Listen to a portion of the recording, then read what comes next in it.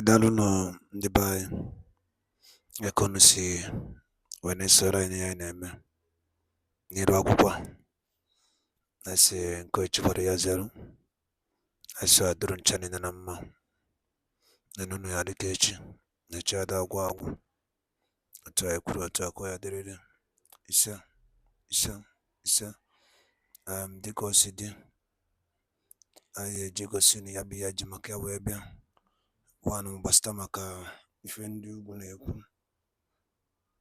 for referendum ndị Biafra.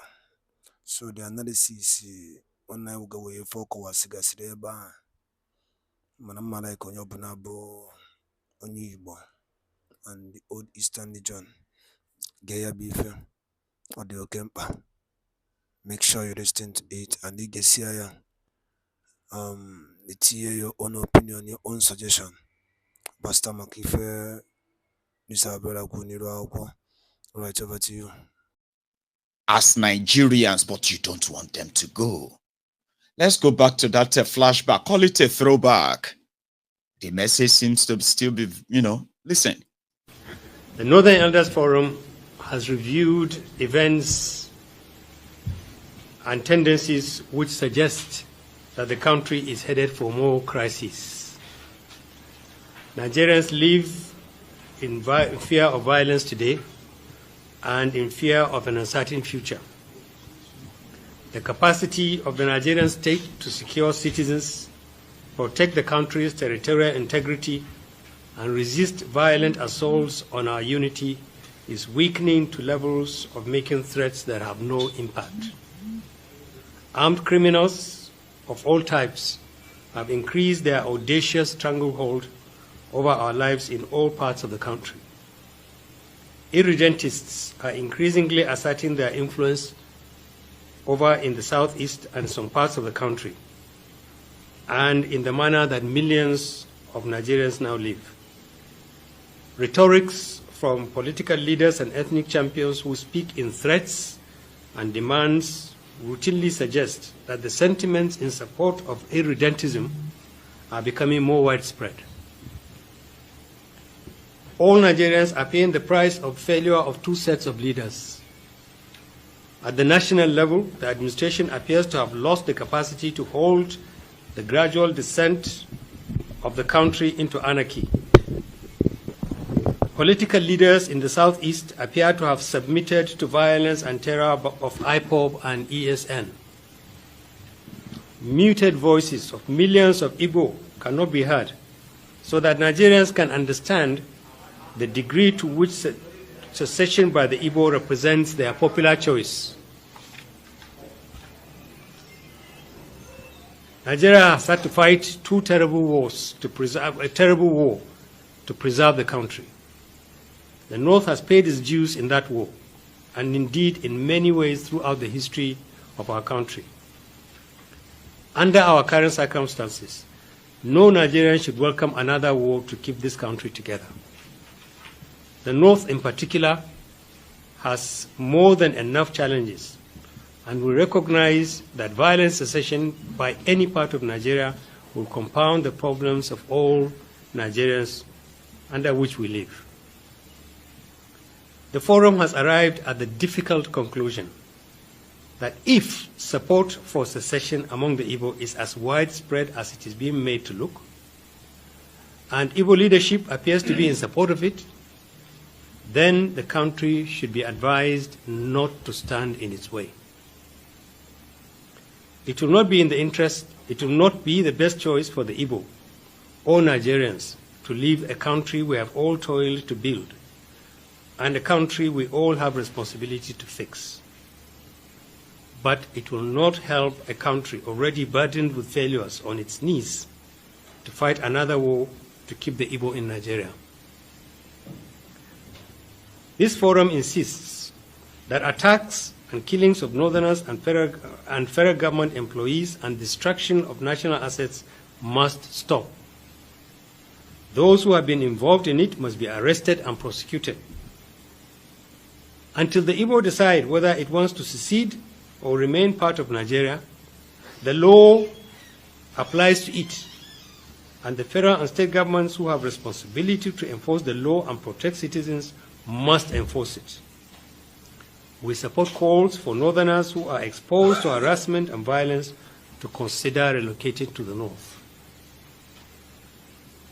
Unlike the postures and complacency of the leaders of the southeast, we advise that all Igbo and other ethnic groups from the south residing in the north should be accorded the usual hospitality and security.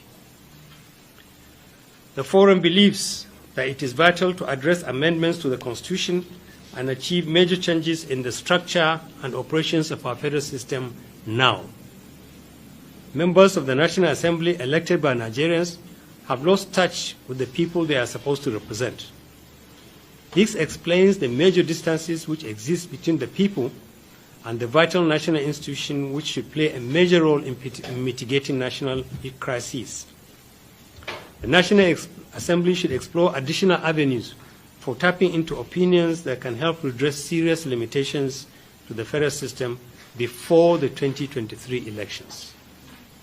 The North is willing to discuss all matters related to constitutional amendments and restructuring with the leadership of the country and other groups who see their presence in the future of Nigeria. Thank you. In a nutshell, 2 years ago, the Northern Elders Forum were so concerned about the Nigerians who are Northerners living in eastern part of Nigeria in what they called regular harassment. And they tag those harassment to be coming from the Igbos, like the IPOB and all that. So if the Igbos want to leave, that was 2 years ago, if they want to leave, we can start the conversation around it. Instead of, you know what I mean? However, here is the hypocrisy behind that call 2 years ago. It was around the time that they kidnapped Mazi Nnamdi Kanu from Kenya, which then at the time escalated the, what you can call the roundup of the invasion of eastern Nigeria by the Fulani terrorists. It was like it was timed and targeted. And of course, temper were like rising and the rest of that. But at the same time, northern Nigeria, right, was experiencing a sort of jihadist bloodbath. But you see that gathering, it had its own political packaging in it, which you could easily call a farce, all is said. But yeah, let's just kind of use those messages like now that Bukwari is gone and it is Tifnubu that is there.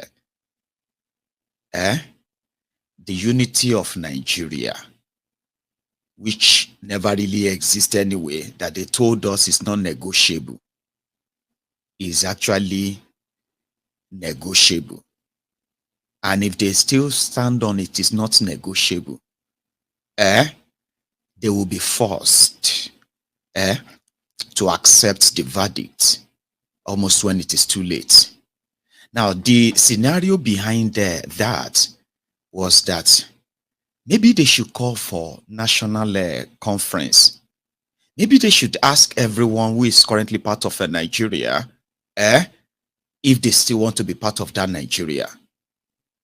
But there are some of them who believe that, in another video I'm going to play for all of us soon, they believe that the reasons why, if they throw a referendum for Igbo nation, majority of the Igbos, they will not support it, even though they are scared to even gamble it.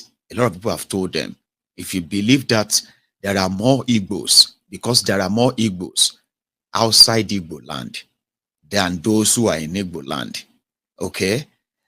And because of that, the Biafra nation or any nation they want to call themselves when they finally choose where they want to belong is pretty much impossible in your own opinion, but nobody wants to gamble it. Not even the Nigeria system. Okay, you know what? We believe that there are more Igbos outside Igbo land than you have in Igbo land. All they're asking is, let them decide where they want to be.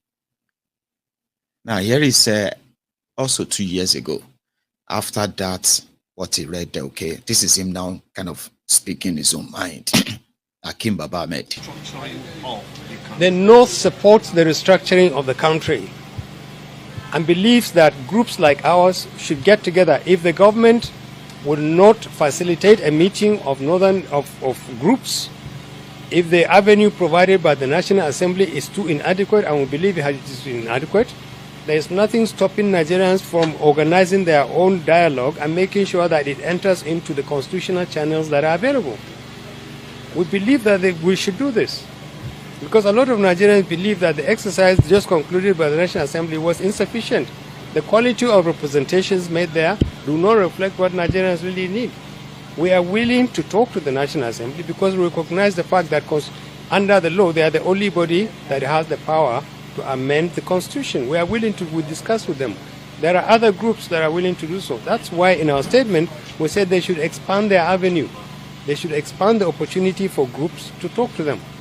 Are you calling for another national conference? We are not asking. There are many, many ways in which you can get Nigerians to talk, raise issues of quality, raise issues of substance. I don't want to label it. All I'm saying is that a government must reach out to communities that can make meaningful inputs into the way it is done, and those communities have a responsibility to knock on the doors of government, executive, National Assembly. Right now, there hasn't been that contact, and it should be established. That's why in our statement we said we are willing to talk with groups and we are willing to talk with government because there are issues that we believe need to be said, but they have not provided the right forum. So what's the forum's stance on the imminent scarcity of onion? The organization has said they are going to stop. The only issue about onion is a symptom of a deeper problem. When people don't feel safe and secure to sell anything, they will not sell it. Let's bring peace and security to people who transport essential food to the southeast. And you will see onions, you will see cattle. But if you create an environment which is unsafe for people, that's what you see. That is where I was going. 2 years ago, it wasn't just about IPOB or ESN. You see that Northern Elders Forum, that guy was one of them. They were totally against the ban on open grazing. And they then put up different propagandas and lies to claim that their people are being attacked by the Yorubas, by the Igbos, simply because the political class, especially in the South, they have conspired against them, which is not true. So what he was actually pushing there then was that, listen, we believe that the Igbo says they want to leave. Now, don't forget something. The creation of states that you have today is the creation of the northern political class and their southern stooges. There was never a time a referendum was conducted among the people, the indigenous people of any part of Nigeria. They just woke up and they just saw the announcement on TV, on radio, that they have been created as a state. But a lot of Nigerians didn't actually understand the politics behind the state creation, especially after the 1970, the Nigeria genocidal war. It is like the same way the Europeans drew the map of Africa and decided to take them according to their own political and material benefits. Africa, you know the story, the Berlin Conference, where they were making, that's where they drew the map of Africa. That's exactly what the northern political class and their southern stooges, all criminals, did when they were creating states in Nigeria. There were some states created in Nigeria that they were actually compensation for a job well done in the last coup. So what I'm trying to say here is that for those who didn't pay attention at the time, like I said, they woke up and they just found themselves among other people that used to be their neighbors, because even though they shared borders, right, everyone knows their own ancestral, what do you call it, heritage and all that. That's how they started cutting out Igbos, cut out Igbos to Benue, cut them into Kogi, cut them into Delta, cut them into rivers, cut them here, cut them there, in order to actually arrive at a pre-planned conclusion. We are going to show them that they will never have another chance of staging another war, or not even staging a war. They will never have another audacity, okay, to ask for the independence of Biafra again. And they achieved that. Every small talk now is either you will see a lot of people who are actually Igbos, who ended up in different states other than the political 5 states of Igbos, that has now made them look like, oh, they are in the middle, they have nowhere to go to. And they succeeded over the years to create that identity crisis. In all of this, they are still afraid. Like I said, there was never any referendum to say, oh, you people of this so and so, would you like to come together and form a state? Oh, yes, we will love it. Now our state will be called this. You people here, would you like to come together and form a state? Oh, yes, we would love to. Let's see how many people in support. They never did that. We only woke up and we started hearing the names of states after 1970. Gowan started with 12 states.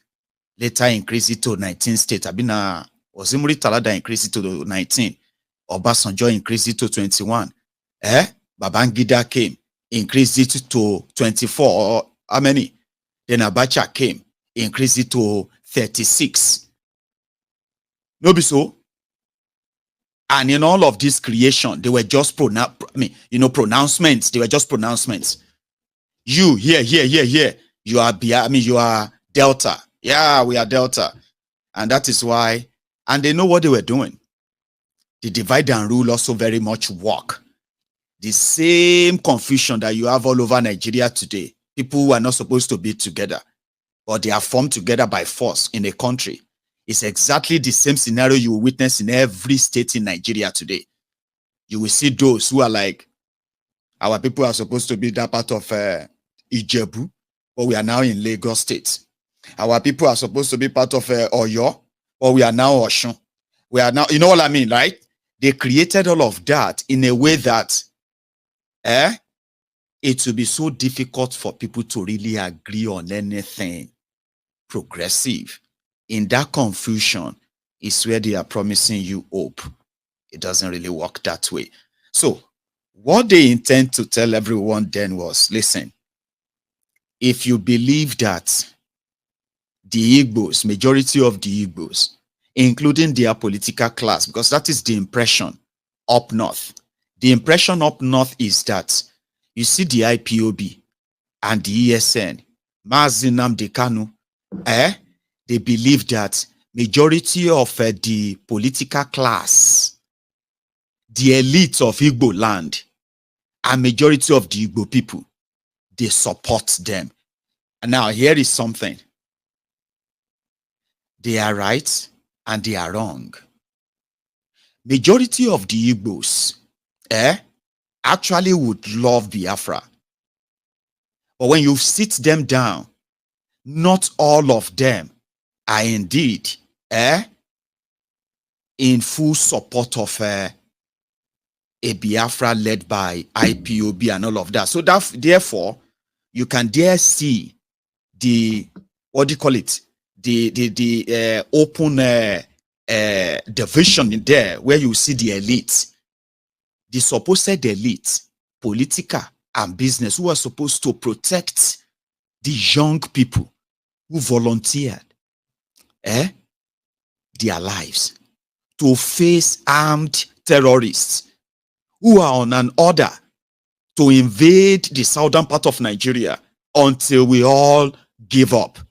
So the elite that are supposed to protect them, the same elite that the northern Nigeria believes that they are secretly supporting the effort of all these young people led by that Mazi Nnamdi Kanu. Let me explain that to you.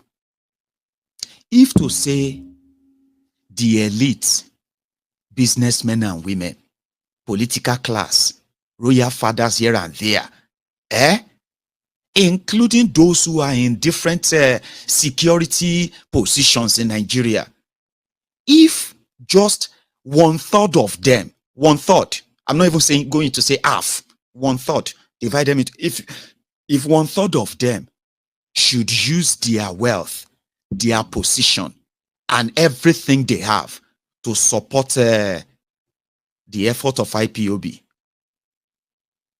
they would have had Biafra at least 5 years back now. Nigeria would have taken things with more caution than they are currently doing right now. We all know the number one enemies against the Biafran independence are the Biafran elites themselves, the Biafran political class. The first set of people to promulgate law, to proscribe IPOB, were the Igbo governors, Igbo political class, Igbo elites. There is even an unconfirmed rumor that it was an Igbo man's private jet that they used in ferrying Mazi Nnamdi Kanu from Kenya down to Abuja, an Igbo man's aircraft. It's unconfirmed though, I'm just saying, you know. Imagine if their elite uses their, if they are really loyal, interested like the northern class will believe, these guys would have, they will be gone by now. The economy of Nigeria, all they have to do is just, it's just going to be like a boycott, a sort of a withdrawal. The entire Nigeria will shake beyond what anybody can deal with. Your banking sector, everywhere. But because a lot of them chooses the comfort they have managed to secure for professing loyalty to Nigeria than Igbo land and their people. And they don't want to lose all those comforts. They will rather either keep quiet, look away, or even fund any idea, anything that is going to put an end to the demand for the Biafra. Who doesn't know that? Well, again, we have all seen what happened 2 years after. Here you get. The first time they tried to kill Nnamdi Kanu, it was after he met with Igbo leaders, supposed Igbo leaders, governors, Igbo political class and elite. He met them in Enugu. They were expecting him to demand for money. He was demanding for, oh bless him, Nnamdi Kanu was demanding for the improved economy of Eastern Nigeria, the dredging of River Niger, and ensuring that there are, direct international ports straight to Igbo land is developed so that they can create jobs for the younger Igbos and reduce migration from Igbo land, which has made what you can call the brain drain in Igbo land, created, you know what I mean? Like all these demands, we We need to protect the lives and the properties of our people. We need our own domesticated security team that is properly funded. Can you fight for all of that? He made 11 demands, and none of them was about give me something or give me something for my people. No. A week after that, Operation Python Dance killed more than 28 young people in front of Nnamdi Kanu's house. They had intention of killing him that day. Remember that. The elite. So the bottom line is this. We all know that Nigeria is done for. But there are people who are so determined that before Nigeria is completely done for, they will have their own bites, even if it has to be the bite of the flesh and the blood of their own kinsmen. Doesn't matter. Right? But we'll be here to keep you sort of like, always reminded. Now, when they were talking to Shitty Man just yesterday, he had this to say about the Igbos. He even dressed like one. Shitty man. They don't want Igbos, but they don't want the Igbos to go or to leave. Which kind of toxic relationship is this? In Lagos, in case some of you have not noticed, after 2023 elections, they have banned any Lagos state governor from nominating any Igbo as commissioner or advisor into their cabinet in Lagos state. They will never pass them. You don't want the Igbos. You probably want their economy. You want their money. But you don't want them. And you don't want them to go. I don't understand. Is Ijele 93.1 FM, Anyibu Onundibo, and Tatabo 30th of November, Anina welcome our Vice President in the person of our Vice President Shetima, who is here with our able governor and our chairman and so many dignitaries right here in the studio. I like Kaijua, our Vice President, his impressions about the new station, Ijele 93.1 FM. Vice President, sir, what is your impression of this new station? And first of all, welcome to Ijele. No. Thank you so much. We all live and function in the world based on communication. Through it, individuals reach their islands of loneliness, and through it, societies are formed. The Ijele FM 93.1 Onundibo is a wonderful input by the group chairman, because our indigenous languages are on the verge of extinction because of the corrosive effects of Western cultural imperialism. This station will serve the very purpose of safeguarding our rich cultural heritage. It's quite saddening that Igbo is one of the 3 biggest languages in this country. Igbos are the most dispersed people in Nigeria. And most of the Igbos, there are more Igbos outside Igbo land than in Igbo land. And most of them are growing up either Hausanized or Yorubanized or have become English. In Lagos, children of Igbo parents hardly speak Igbo. They would rather communicate in English or in Yoruba. So this station will serve that very purpose of promoting, preserving the rich cultural heritage of That's Shitty Man. It's being honest to some extent, isn't it? Now, let me explain something to us, all of us. The young Igbos, including the young Yorubas who are smart enough, knows that if you think you can tell them to demand from their representatives, their governors, to go and demand for referendum, you will think you are talking to a fool, Abi. If you think what we should have done, instead of publicly, consistently demanding peacefully for a peaceful referendum, which will start from having a conversation around this union. Now, all of us knows those who are behind this madness and contraption. We do know them very clearly.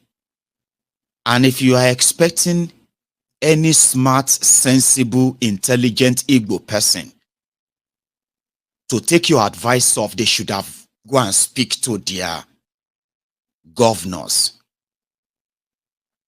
It is either you are dumb or you are dumb, because we all know the part every one of them is playing currently in Nigeria. And if you want to be smart on your part, knowing that these criminals enjoys the status quo, young men and women took it upon themselves to champion for the sovereignty of Biafra. They were supposed to be listened to. You don't direct them back to those who want them gone or killed, if you actually mean well. But majority of you don't. It is similar to those who will tell you, if you don't like the way Nigeria is being governed, you can go and join a political party and contest the election, knowing that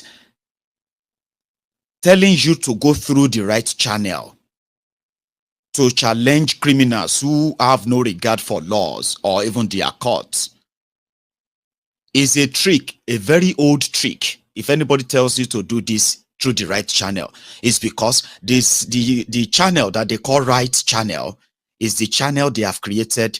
They control that channel. They control what goes in, they control what comes out of it. When you are dealing with criminals like this and their subordinates, you don't go through the normal channel or right channel. You go through your own channel. And that's exactly how it works. Maazị Nnamdi Kanu, who knows them very well, who was not really out for what he's going to gain for himself, right? That is a clear collision course with the people that you think actually represent the Igbos. It is like somebody saying that the rogues who are currently parading themselves as political representatives of Yoruba land are representing the Yoruba people. Do you think they are representing you? Really? High right. So you don't tell them to go through the right channel when they have the channels that they have created rightly. If those people actually mean well for the Igbo people, you know what they would have done? They would have protected these young people who are courageous enough to chart a new course that could not only give the Igbos the respect that they deserve, it will give them the best of the best deal out of this contraption, as everybody knows. But rather than support them, they waged war against them.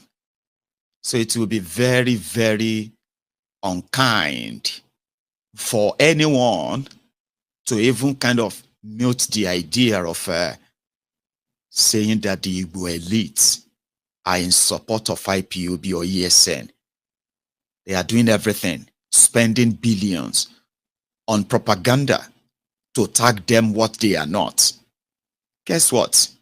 That can be a support that you say is for Biafra. A lot of them have facilitated the disappearance of so many young people in eastern part of Nigeria in the last 8 years, because that's their own role in helping to tame the people that you believe they are supporting or defending. IPOB, ESN, Mazin Amdekano, and every one of those who have become the victim of this Nigeria, every time you identify as an IPOB or as a Biafran, even if you don't want